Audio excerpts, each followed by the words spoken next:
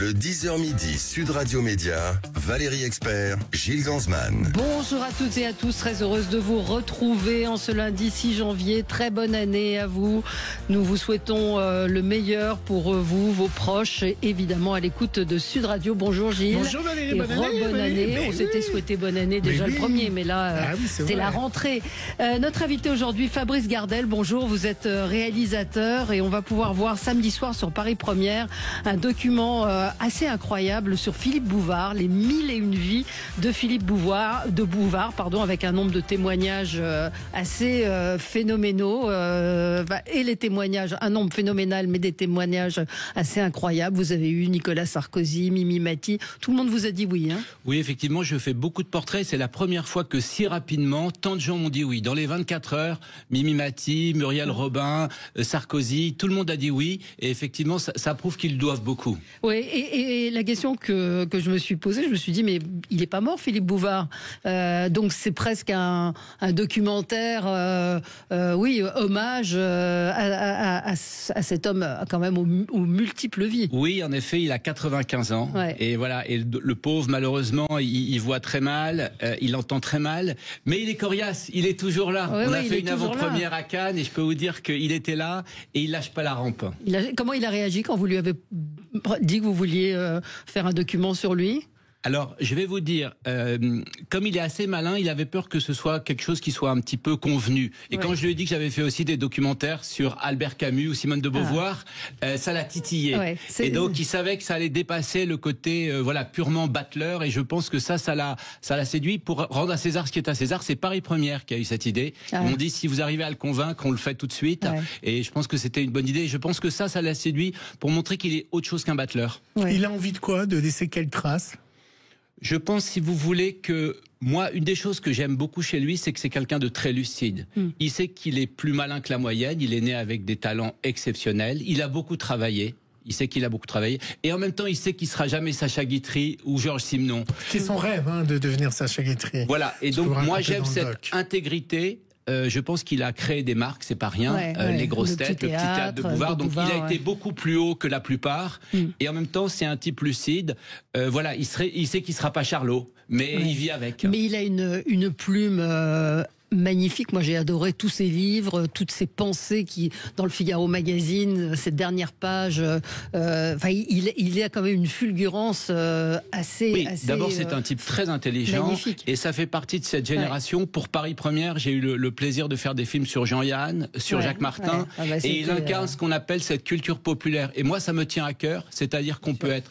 Il y a le mot culture. C'est un type intelligent, ce que vous dites. Il lit beaucoup, il s'est formé au classique, il adore Sacha Guitry, il adore Simenon, et populaire. C'est-à-dire qu'on peut inviter un chanteur avec un musicien d'opéra ou un académicien. Et je trouve que cette culture populaire, au bon sens du terme, et puis aussi cette irrévérence qu'on retrouve beaucoup sur Paris Première, pour moi, c'est quelque chose de très important, surtout aujourd'hui, où on a tendance à opposer la culture et le peuple, et être haineux. C'est jamais des gens haineux. Alors, on va passer au zapping. Sud Radio Média, l'instant zapping. Le zapping, premier zapping de l'année. Non, vous avez commencé avec Thierry, oui, c'est vrai. Mais c'était genre une pré-rentrée. Une pré-rentrée. Paris sera-t-il aujourd'hui bloqué par les agriculteurs? Alors en effet, la coordination rurale appelle de nouveau à manifester, avec comme objectif bloquer la capitale. Mais en fait, si on creuse un tout petit peu, Valérie, on s'aperçoit que derrière cette grève se cache un enjeu. Vous savez quoi? Ce sont les élections professionnelles dans les chambres d'agriculture. Et c'est pour cela que la coordination rurale est la seule, sans la FNSEA, qui veut bloquer Paris. Et moi qui croyais que c'était une lutte justifiée. Reportage de TF1.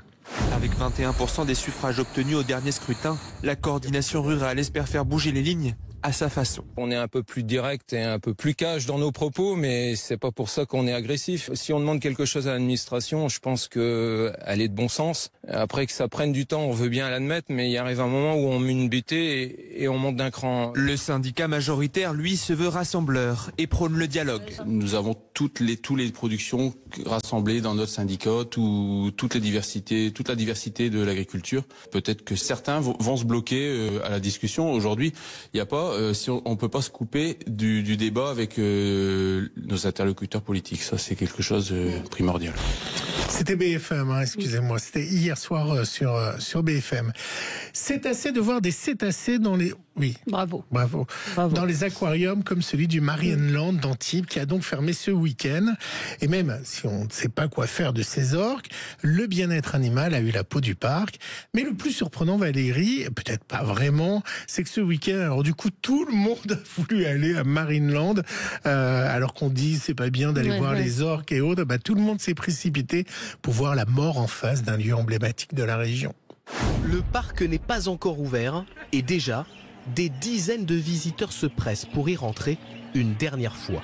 Comme cette famille venue du Var. Pour qu'il puisse le voir, le petit. On a déjà été une fois avec le grand. Et là, du coup, on y va avec les 2 derniers. Ça sera peut-être la dernière occasion de voir des gros animaux comme ça, en fait. Moi, j'y suis allée depuis que je suis toute petite, en fait. Donc, du coup, c'est une page qui se tourne. Entre impatience et nostalgie, certains sont venus d'encore plus loin. Pour eux. On est venu exprès de l'Hérault. On a dormi sur place. On va voir les orques et l'aquarium. Ça va être super. C'est quand même à contrario. C'est-à-dire qu'on ferme parce qu'on veut plus que les orques... Et ça fait venir... Et ça fait venir tellement de monde. Je trouve ça assez fou. Vous trouvez bien que ça ferme ? Oui. Oui, c'est à vous que je m'adresse. Oui. Moi, je trouve que c'est bien que les animaux en captivité, enfin en particulier ce type d'animaux, c'est pas forcément génial. Qu'est-ce qu'on est aujourd'hui ? La galette des rois ? Non, c'était hier. Non, c'est aujourd'hui l'épiphanie. Ah bon, le 6 janvier. Le 6 janvier, c'est l'épiphanie. Tapez sur votre ordinateur, c'est vérifiez mes informations. Non, je vous crois, mais c'est dimanche d'habitude, non ? J'ai vérifié 3 fois, je me suis dit... là, l'épiphanie tombe ce lundi 6 janvier, c'est le jour de l'épiphanie. Ça y est, vous avez tapé, vous avez vérifié ? Lundi 6 janvier. Voilà. Oh, vous savez que vous n'imaginez pas... Et quel est le sens de l'épiphanie ? Alors, c'est le petit Jésus, non ? C'est la naissance du Christ et qui était fêtée le 6 janvier. Cette date fait place à l'adoration des mages. Oui, mais moi aussi j'ai Wikipédia sur mon ordinateur. Absolument. Avec des messages. Donc, ce week-end, c'était donc le retour dans les médias de la galette des rois avec les partisans de la frangipane, ceux de la couronne de brioche aux fruits confits. Ça dépend des régions. Et pour couronner le tout, vous savez quoi ? Il y a même eu un restaurateur, ça c'était sur TF1, qui a fait une galette salée. Alors ça fait du bruit. Mais finalement, BFM, de son côté, a opté pour un reportage pour ceux qui font la galette pour le roi de l'Élysée. Là, c'est une galette un peu exceptionnelle puisqu'elle fait 1,20 m de diamètre, plus de 20 kg. Donc on change un peu le travail de l'ordinaire parce que les pâtons, on va les agrandir et les faire un peu plus gros. On va étaler beaucoup plus grand, faire un peu plus de technique. Donc nous, on a pris le dimanche, notre dimanche, le jour de repos pour préparer ça gentiment. Et puis essayer aussi, comme on représente aussi l'équipe de France des boulangers, donc on voudrait faire une galette qui sort un petit peu de l'ordinaire. Et on a fait une petite surprise dans la galette. C'est quoi la petite surprise ? Eh bien, j'ai cherché, on ne sait pas, on la découvrira aujourd'hui. Voilà. Moi, je suis frangipane classique, pas les trucs au chocolat avec des machins. Ou à la pistache. Classique. Vous avez une préférence ? Moi, je suis comme vous, j'aime le classique. Voilà, Fabrice Gardel, donc le classique, on est d'accord. Et si vous allez voir le reportage sous BFM, il y a des messages très sympathiques sur le reportage, s'il pouvait se casser une dent. Oui, il y a aussi s'il pouvait s'étouffer avec la frangipane. S'il pouvait s'étouffer avec la frangipane. Est-ce que Madame Macron va porter la couronne ? Enfin, il y a tout, des vœux de bonne année en quelque sorte. Tiens, justement, parlons de la nouvelle année. Alors, j'ai pensé à un sujet pour vous. Oui. Sur les jours de vacances qu'on va pouvoir augmenter en prenant les bons RTT. Oui. Bon, je sais que j'ai trouvé ça assez hallucinant d'ailleurs. Sophie de Menton, on a fait un petit papier. C'est vrai qu'on pense déjà aux vacances et autres. Bon, je sais que vous êtes la médaille d'or dans ce genre d'exercice, mais pour les autres, TF1 a fait des comptes. C'est assez hallucinant quand même. 2025 sera l'année jackpot des jours de repos, à condition de poser astucieusement vos congés payés.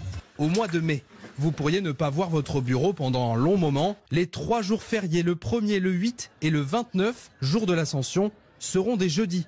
Si vous vous absentez les vendredis suivants, vous profiterez de 3 week-ends prolongés. Du coup, on a presque 15 jours là. Ça fait un mois de mai où on travaille assez peu. Ouais, c'est pas mal.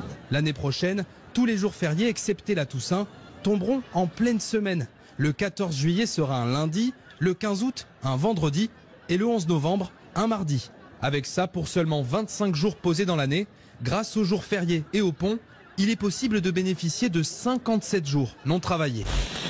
57 jours non travaillés, incroyable. Hein. Alors Stéphane, que je salue, notre auditeur favori, nous précise qu'il n'y a pas... Bonne année à Stéphane, qu'il n'y a pas de fèves ni de couronne à l'Élysée dans la galette. Ben, c'est pas ça, c'est que c'est religieux en fait. Donc c'est une galette simple qui est à l'Élysée. Voilà. Mais il a raison en plus. Ouais. À nos auditeurs. Et pour finir, je finis en musique. Vendredi dans la boîte à secrets, vous savez, l'émission de France 3, ça pleurait toutes les minutes. Et ce n'était pas. Clara Fabian. Voilà. vous l'avez vu. J'ai vu des extraits. Bon, ils n'ont pas pleuré à cause des audiences de Gladiator, qui étaient juste en face, mais à cause des surprises comme celle de Vita, qui a chanté à Lara Fabian. Je pensais que vous me passeriez Nikos. C'est quand même mieux, Nikos. Nikos dans la Starac ? Oui, non, qui est venu chanter sur le plateau de la boîte à secrets. Vous n'aimez pas Vita ? Et toc. Bon, allez, on écoute Vita. Immortel, immortel, j'ai le sentiment d'être celle qui survivra à tout ce mal, je meurs de toi.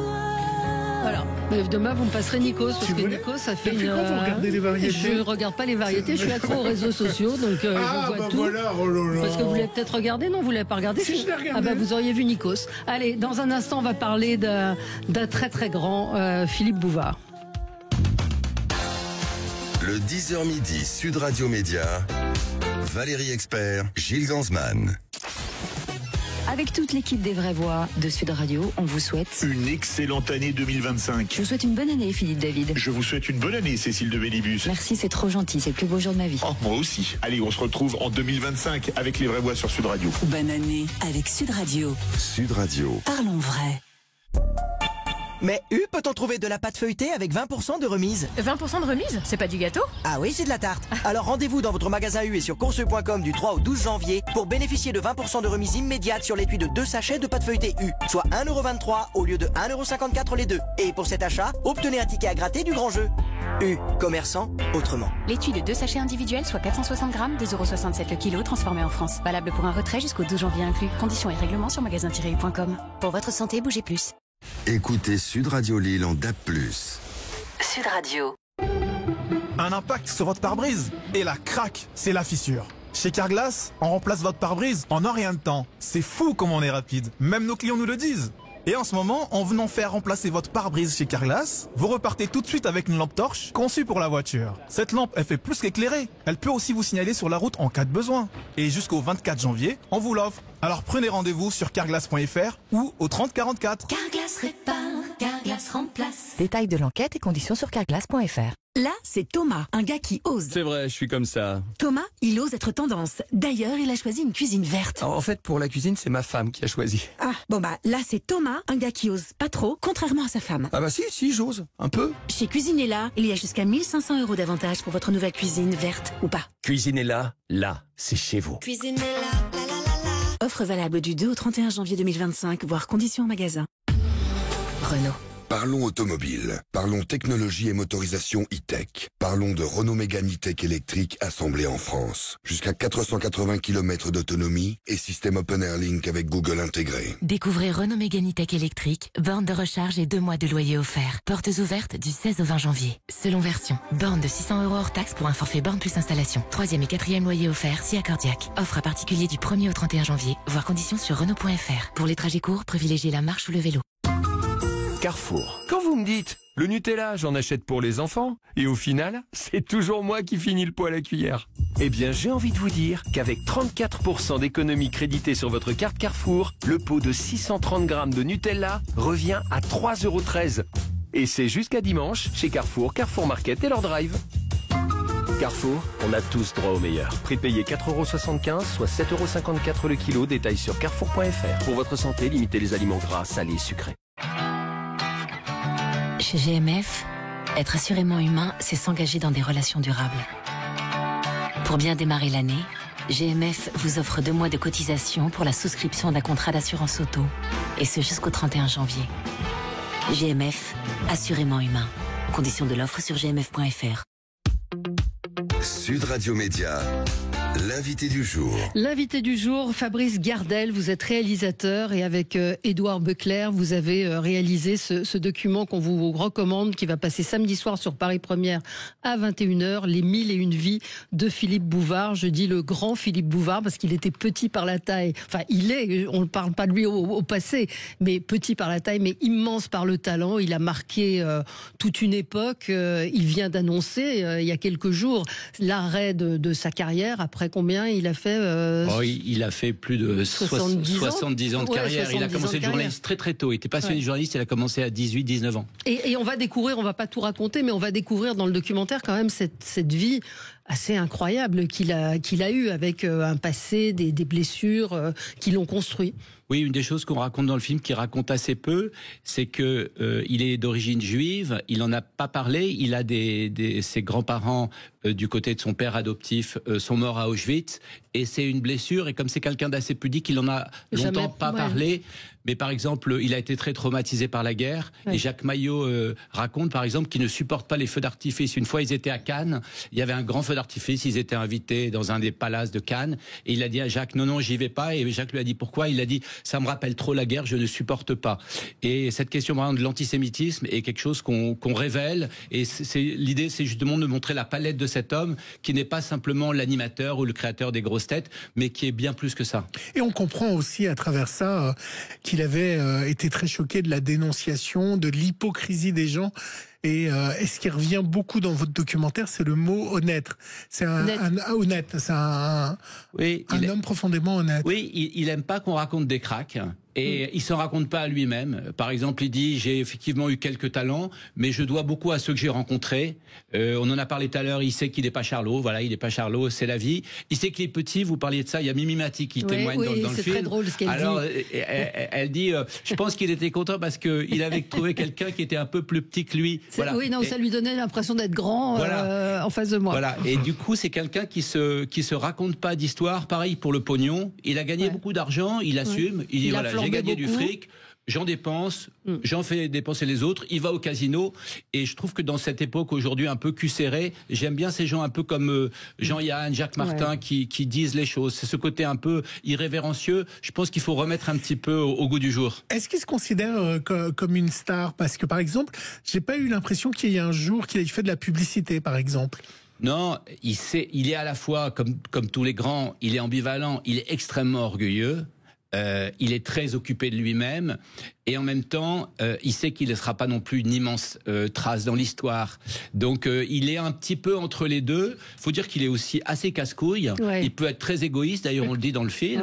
Ouais. Mais en même temps, est-ce qu'on fait 70 ans de carrière en étant gentil? Un peu obsédé par l'argent, quand même. Oui, il est très obsédé par l'argent. Il adore l'argent. Il adore l'argent, mais ce que j'aime bien dans le film, on a été le filmer à Cannes. Ouais. Alors, il voit pas le pauvre, mais il y a son assistante. Alors, il est pas bête. Il a ses mains comme ça. Alors, il y a les jetons de 100 et les jetons de 50. Ah, parce qu'il continue à jouer? Et il joue. Il va au casino, même s'il voit pas. Oui. Là, on l'a filmé dans le film. Et il a effectivement une jeune femme qui l'accompagne. Il a une jeune femme qui l'aide. Et alors, je peux vous dire que quand il est au casino, il revit. C'est son cerveau se remet en. Mais non. Si. Et il adore ça. Et en fait, il dit dans le film, il va pas au casino pour gagner de l'argent. Il va au casino pour avoir des émotions fortes. Ouais. Il a adoré on n'a pas eu beaucoup de temps, mais il a adoré les bagnoles. Donc, il a eu plein de voitures. Il y avait une Rolls. Donc, en fait, il cherche des émotions. Et dans le jeu, c'est Jérôme Begley, le patron de match, qui raconte ça. Ils vont tous les deux. Il s'est même fait interdire de casino à un moment parce qu'il dépensait trop. Mais maintenant, l'âge venant, il l'accepte à Cannes. Mais il a voulu continuer à travailler malgré, vous le disiez, le fait qu'il ne voit plus très bien, qu'il n'entend plus très bien, et il avait une jeune femme, une assistante,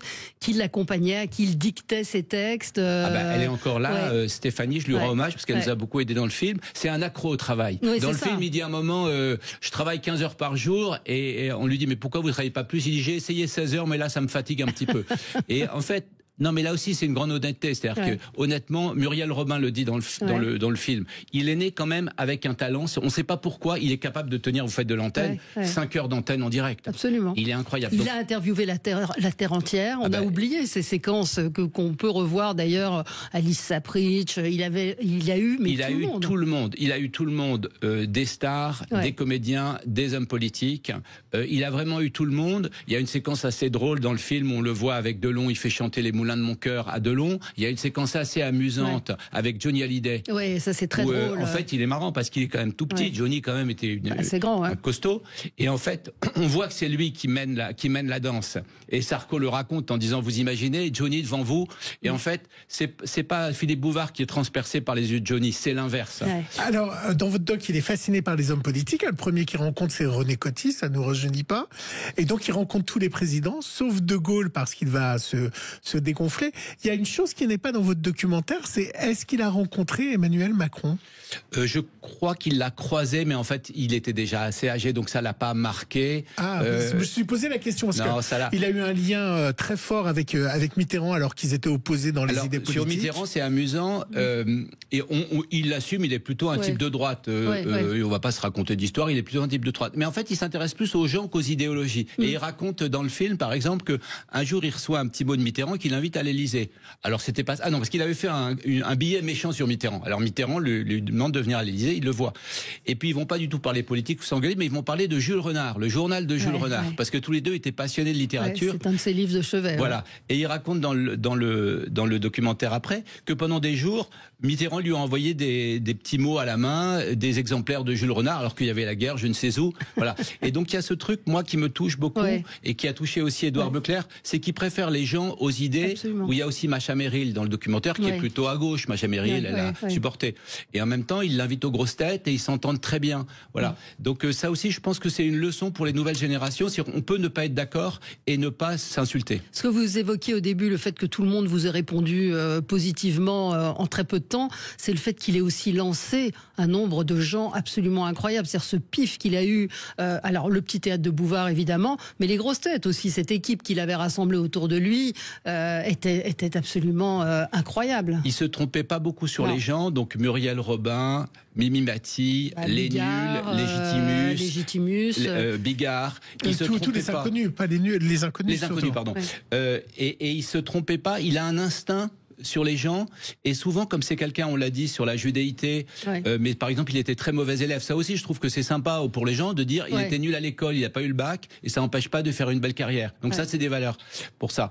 Et il repérait notamment les autodidactes, et il repérait aussi les gens qui avaient un peu des failles. Par exemple, Muriel Robin raconte dans le documentaire qu'elle-même vient d'une famille très dysfonctionnelle. On l'appelait la morveuse, voilà. Et en fait, ils se sont reconnus. Donc, il va vers des gens qui sont un peu cassés.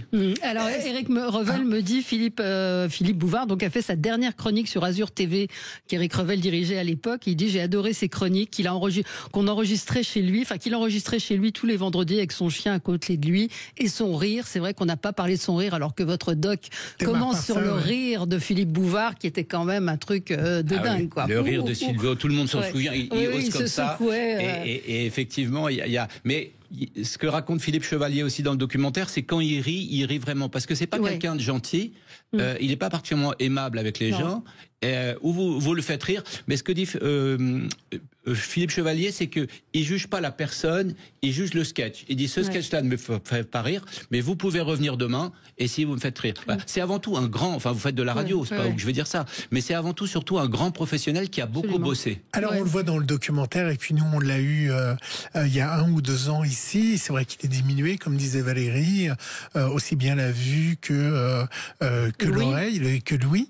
Est-ce qu'il a une sérénité par rapport à la mort? Est-ce que c'est une chose dont vous avez parlé avec lui?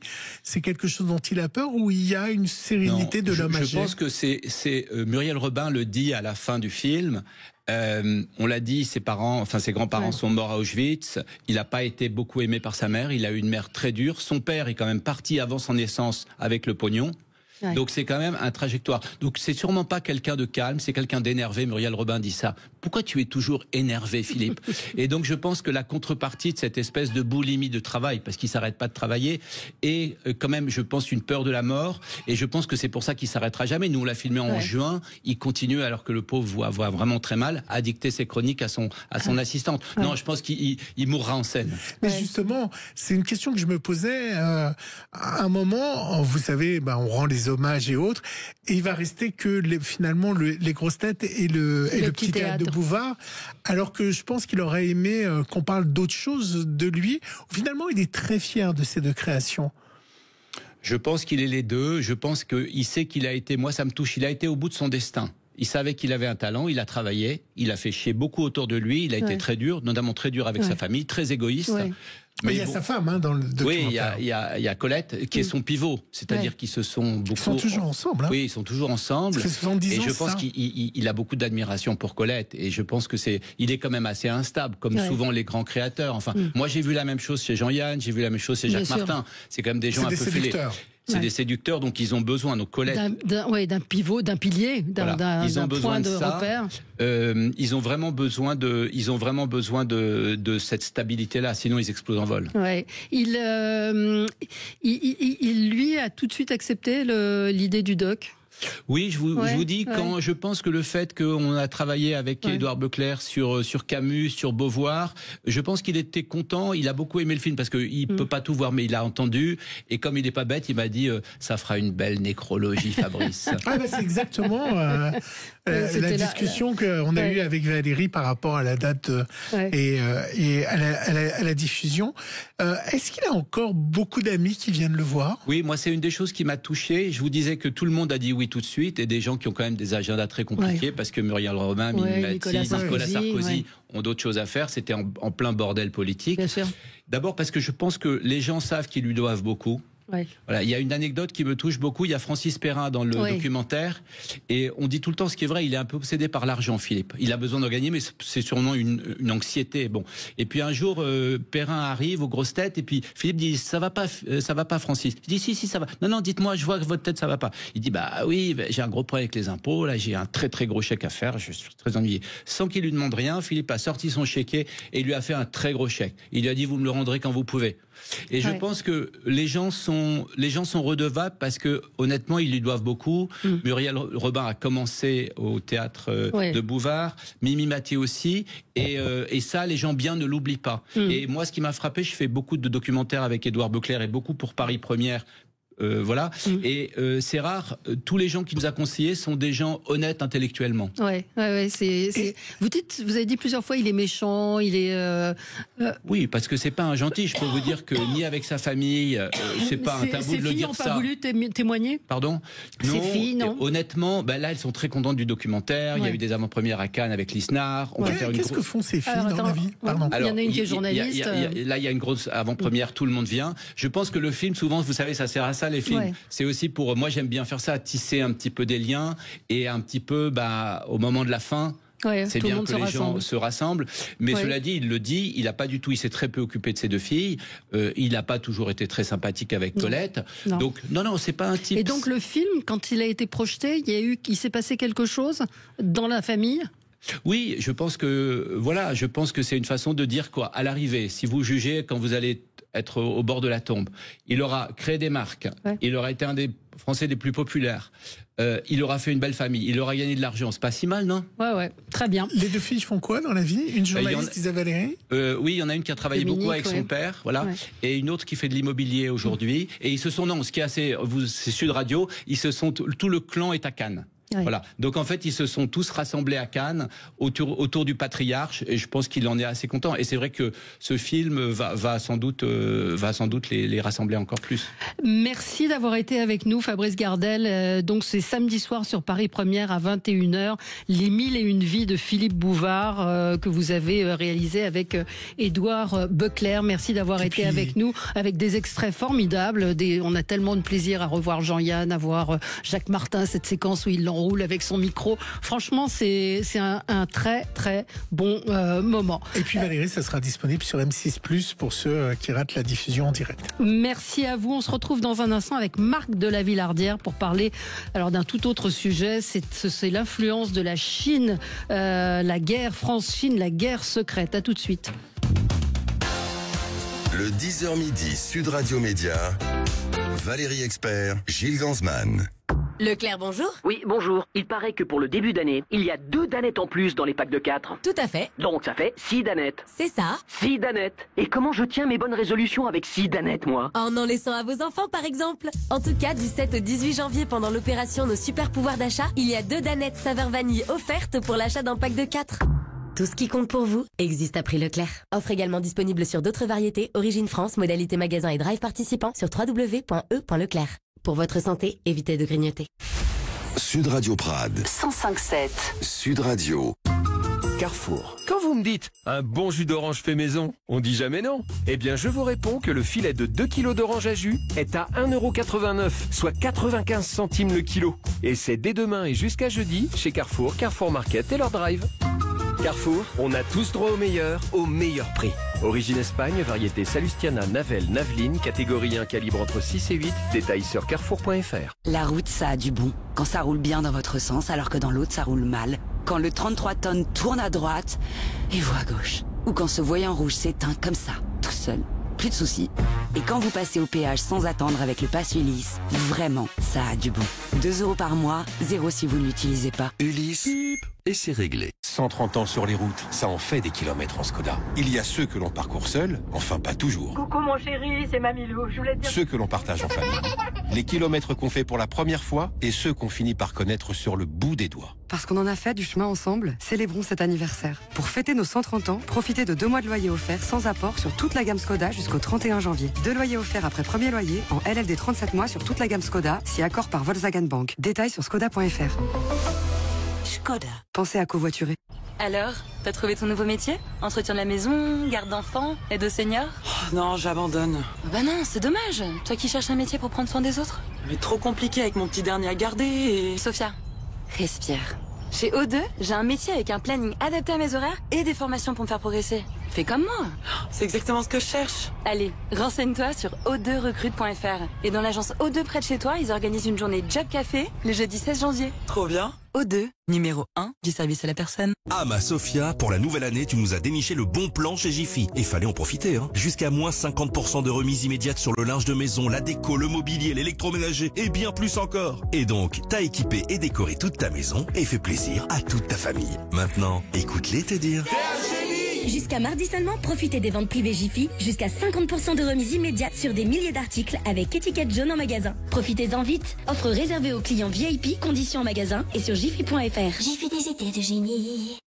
Sud Radio, le supplément média. Le supplément média avec Marc de la Villardière. Bonjour, vous êtes journaliste, réalisateur, vous êtes directeur général de Ligne de Front. De la Villardière, ça me parle. Oui, ça dit. Bonjour. Merci de nous vous avez réalisé pour Enquête exclusive France-Chine, la guerre secrète. C'est un document que vous pourrez voir dimanche sur M6 à 23h25. Évidemment, il y aura le replay, mais c'est un document extrêmement fort, assez incroyable là aussi. On évoquait les témoignages sur Bouvard. Là, c'est une autre dimension. Vous avez réussi à interroger des espions. Vous dressez finalement le tableau d'une Chine ultra intrusive, ultra violente presque dans l'espionnage et l'influence qui cherche à avoir sur la France en particulier. Alors tout à fait. Alors je tiens juste à préciser, c'est pas moi qui ai réalisé le documentaire, c'est Vincent Prado. D'accord. Et c'est la société que je dirige, Ligne de Front, qui a été créée par mon père il y a une vingtaine d'années, qui l'avons produit. Et effectivement, le document est assez édifiant. En fait, on raconte un petit peu les ambitions de la Chine, qui souhaite devenir la première puissance économique mondiale en 2049. C'est une date assez clé parce que ce sera les 100 ans de la création du régime communiste. Et donc pour assouvir ces ambitions, effectivement, on découvre dans le documentaire qu'ils ont une politique très agressive, que ce soit sur le plan militaire, sur le plan économique ou sur le plan industriel, et qu'ils n'hésitent pas effectivement à espionner, à piller nos savoir-faire. Dans le domaine spatial, dans le domaine militaire, dans le domaine économique. Mais c'est pas le cas des États-Unis ou de la Russie ou de d'autres États. L'espionnage n'est pas aussi fort que la Chine pour que on puisse en faire un documentaire. Écoutez, sûrement, là, on a décidé de se concentrer sur la Chine. Oui, peut-être qu'il y a d'autres puissances qui ont effectivement recours à ces méthodes-là, mais nous, on s'est centré sur la Chine. Ouais. Et alors, comment on s'y prend quand on lance un doc comme celui-là? Parce que vous avez des espions qui racontent, donc c'est des témoignages très forts et inédits. Ça a été très long. Il faut savoir produire un documentaire comme ça, c'est entre 6 et 8 mois de travail. Il y a une énorme phase d'enquête réalisée par Vincent Prado. Oui, il a mis plusieurs mois effectivement à convaincre les gens de parler. Et effectivement, pour la première fois, il y a un service français qui est généralement très discret, qui est la DRSD, qui est le contre-espionnage militaire, et qui s'expriment dans le documentaire. Oui, ça a été compliqué de les convaincre. Effectivement, il y a eu plusieurs rencontres, plusieurs rendez-vous. Il a fallu montrer patte blanche. Et finalement, au bout de 3-4 mois, voilà, ils ont accepté de témoigner. Ouais, c'est dans tous les domaines, hein, c'est ça, parce qu'on parle d'un Airbus, qui a été copié. Hein, ils ont capturé un Airbus pour le décortiquer, pour comprendre comment il avait été construit. Mais il y a le cinéma, qui est une séquence qui a particulièrement. C'est vraiment dans tous les secteurs, l'espionnage, l'influence, parce que c'est pas que de l'espionnage, c'est de l'influence. Oui, il y a à la fois effectivement du vol de technologie et de l'espionnage, mais il y a aussi du soft power et une guerre culturelle qu'il mène, et notamment dans le cinéma américain. Alors, vous racontez quand même que le but de la Chine est d'avoir le premier porte-avions. Il y a deux pays qui sont très forts sur les porte-avions, c'est l'Amérique et la France. Et donc, ils se sont mis à embaucher des anciens pilotes ou des pilotes pour apprendre comment on atterrit, quels sont les secrets d'un porte-avions. Pourquoi on laisse échapper cette technologie? Pourquoi on n'arrive pas à retenir nos pilotes et nos militaires?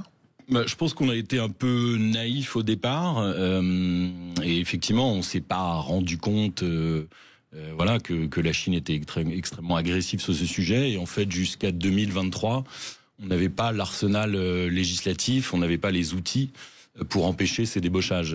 Alors maintenant, il y a heureusement, le politique s'est emparé de la question, et en 2023, la loi de proclamation militaire interdit cela et punit cela de 5 ans de prison et de 75 000 € d'amende. C'est considéré comme une traîtrise, en fait. Aujourd'hui, oui, mais jusqu'en 2023, ça ne l'était pas. Donc c'est pour ça qu'il y a effectivement beaucoup de pilotes à la retraite ou en disponibilité qui sont partis vendre leurs services aux Chinois. Ça veut dire qu'ils n'avaient aucune éthique, ces personnes, ou aucune... je pense qu'il y avait la motivation financière, qui a dû jouer. Ça, on révèle notamment dans le documentaire que certains touchent jusqu'à 20 000 € par mois pour vendre leurs compétences à l'armée chinoise. Qu'est-ce qui vous a marqué dans ce documentaire, et est-ce que finalement la France arrive à protéger ses secrets ? Ce qui m'a marqué, ce qui est marquant, je crois, dans le documentaire, c'est la certaine naïveté qu'on a eue à une époque où on s'est dit au début des années 2000, lorsque la Chine a rejoint l'OMC, on s'est dit ça y est, ça va devenir des partenaires économiques, ils vont se libéraliser, ils vont adopter la démocratie, on va pouvoir se placer sur le marché chinois, etc. Ça va être formidable, on va devenir copains. Et en fait, on s'est considérablement trompé. On pensait que ça allait devenir des partenaires. En fait, ce sont des adversaires. En fait. Oui, tout à fait.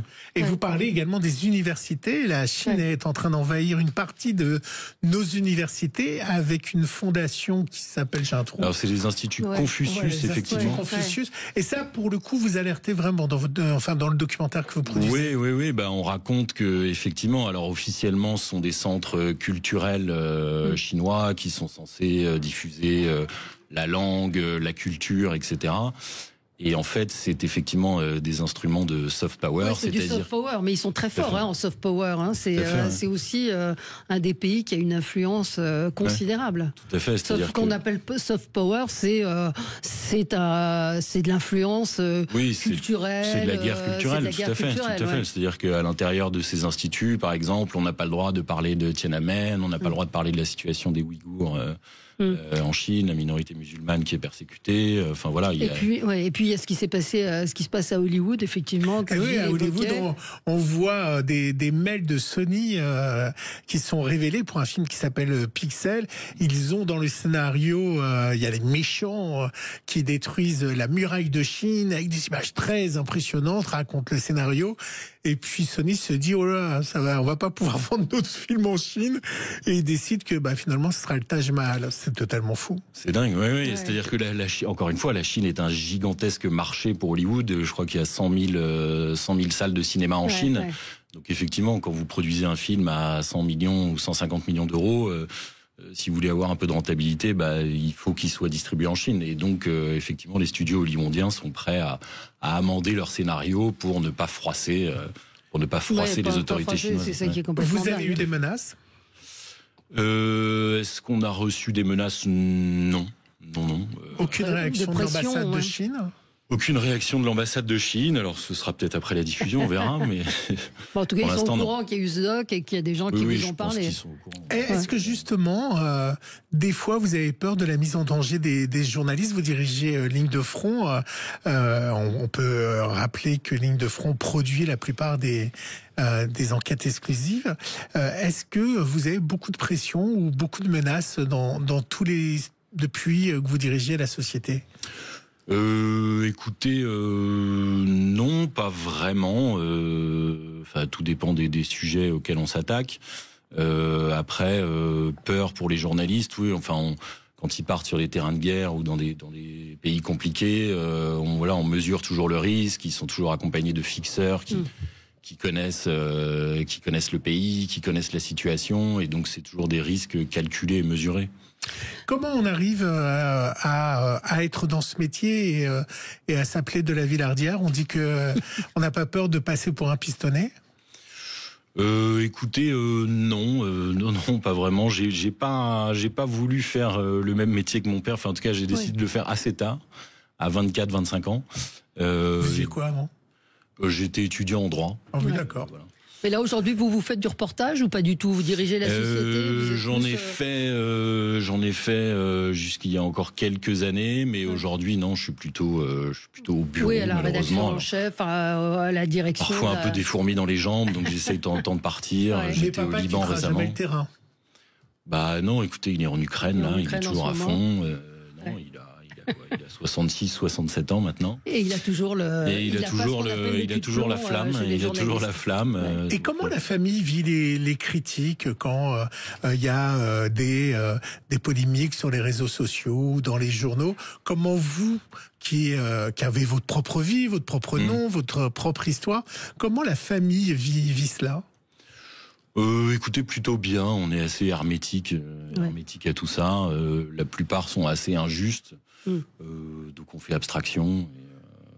Et voilà, ça se passe bien. Alors les prochaines enquêtes exclusives, ça sera les prochains enquêtes exclusives, alors produits par Ligne de Front, on a un joli documentaire là qui va sortir bientôt sur Donald Trump, sur son comeback politique et la manière dont voilà, il s'est grâce à sa famille et à ses proches, il est revenu, il s'est fait réélire. Vous l'avez eu en interview ou pas? Non, malheureusement. Bah alors. Il est très compliqué à avoir. Très compliqué à avoir. Mais on a eu certains proches, on a eu des gens qui l'ont croisé, on a des gens qui ont participé à sa campagne, etc., qui nous racontent. Donc vous reviendrez nous en parler. Voilà, à noter ce soir que, puisqu'on parle de l'information sur M6, il y a une grande soirée consacrée à la commémoration des attentats, un documentaire qui s'appelle de Charlie Hebdo, un documentaire qui est diffusé en prime dès ce soir sur M6, qui s'appelle Ce qui nous lie, avec beaucoup de témoignages. Et c'est vraiment un événement, ce documentaire qui est diffusé en prime sur M6 ce soir. Il ne faut pas le manquer. D'accord. Et dimanche soir, donc enquête exclusive France-Chine, la guerre secrète. Regardez, c'est édifiant, c'est saisissant et très très beau boulot de Vincent Prado. Merci à vous. Nous on se retrouve dans un instant pour commenter l'actualité. À tout de suite. Sud Radio, c'est vous qui donnez le ton.